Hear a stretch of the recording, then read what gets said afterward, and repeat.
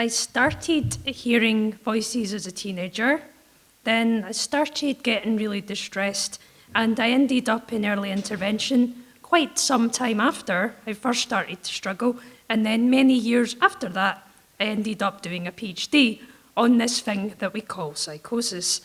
And whilst I've done face-to-face support, this has been with adults, and I think working with children will be discussed superbly by the rest of the panel, so I'm just going to mostly focus on research. So what does having lived experience of accessing youth-focused services all those years ago bring to the work I do now, and what, if any, benefits would there be for young people from me doing this work? I think just to explain it simply, living through something gives you structural competency to a degree, or in non-academic terms, an awareness of structural barriers.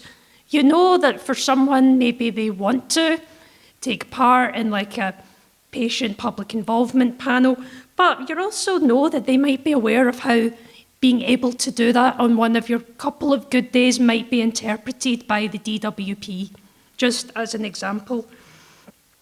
And I suppose because of this and just being aware of the importance of just how people's perceptions of the world are, I've been drawn within my research to co-production and sort of qualitative work. And whilst I think while we're waiting for that revolution against all forms of inequality, I think the least we can do as researchers is to work with people, do research with people, and not just on them by deciding what we think is important.